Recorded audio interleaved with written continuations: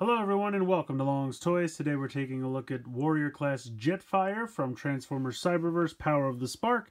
I found this guy at a local Walmart for around $11.50 or $11.92, something like that. It was less than 12 bucks, which I was pretty surprised about. But I was happy. I mean, hey, cheaper Transformers is always a good thing.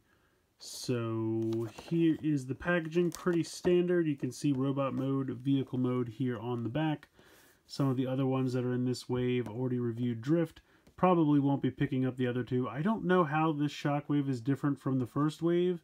I think this Bumblebee is a little different, but I don't know. If I'm going to buy another Bumblebee, it's going to be that deluxe class one that they showed off at New York Comic Con. So I'm done with Warrior Class Bumblebees. But in any case, let's go ahead. Let's get this guy out of the packaging and we'll take a closer look.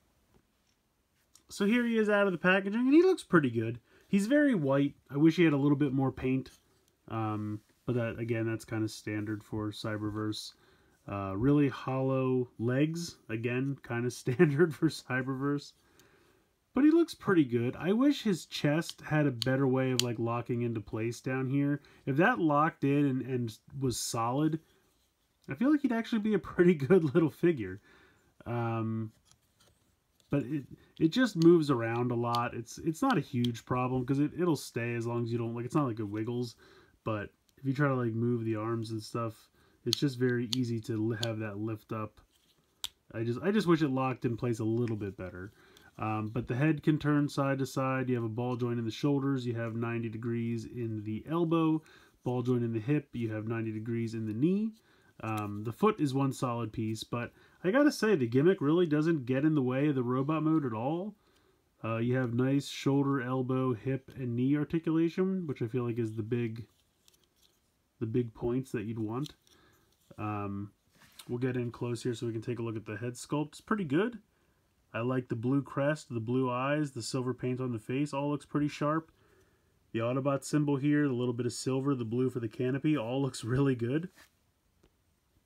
So like I said, I wish he had a little bit more paint in robot mode, maybe something down here in the shins or on the forearms or something, just to break up the white a little bit, but overall, really not bad. The gimmick's very simple. You take the backpack here, and you can see that it's on this like double hinged white piece. You just bring this all the way up, and there's these two little gray switches here. Now if you want, you could just hit them yourself.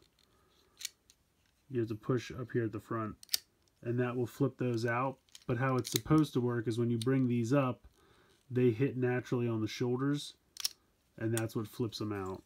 Sometimes they get caught, though. You can see this one's caught here on the wing, so just make sure you have clearance, but it just makes it look like it's firing. It's not the best gimmick, but it's not the worst. And honestly, I just appreciate the fact that it works fairly decently, and you can just kind of collapse it back onto the back, and it doesn't really get in the way at all.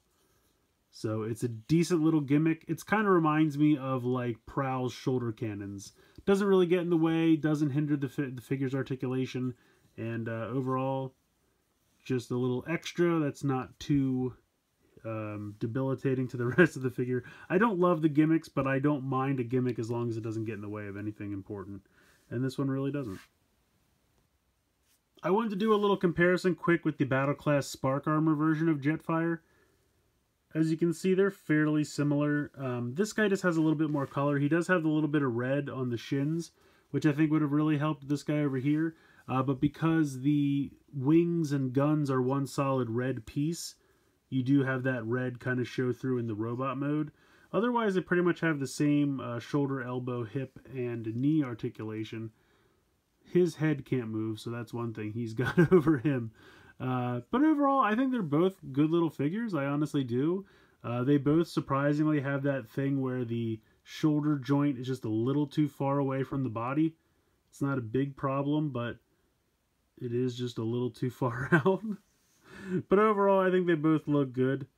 I actually think this guy's not bad, but I think this guy still might be my favorite. Just the fact that he's kind of tinier and a little bit more like stocky, I think just kind of works for him a little better. Makes him seem like he's a bruiser or something. So I don't know. I like them both, but I think that this guy still might be my favorite out of the two. But this guy's actually a lot better than I expected. So transformation is actually not too bad. You're going to flip up the chest piece, which is going to flip up and become the whole front of the jet, just like that. You're going to take this gray panel that the head is on and kind of pop this down into the chest, just like that. This whole backpack piece, you can grab a hold of this all the way connecting to this, is going to swivel around. Now you might have to just make sure that this little lip here clears the wing, so just kind of push that up, but then that'll spin around 180 degrees like that. You're going to peg the feet together, and you'll see that there are 2 pegs on the kneecaps. Those are going to peg in right there and there. So you're going to just, you can see that there's a hinge right here. This is going to bend, swivel all the way around, and then like I showed you, those 2 kneecaps are going to peg in up here and here. So make sure I have that straight. This goes up, they peg in. There you go. You can fold up the heels just like that. And then you just bring the hands down, and these little pieces right here, you can see how there's kind of a little raised, like half of a peg, is going to fit into the fist. So you just bring that down and peg that in just like that. And here you go. Here is the vehicle mode. It's not bad, honestly.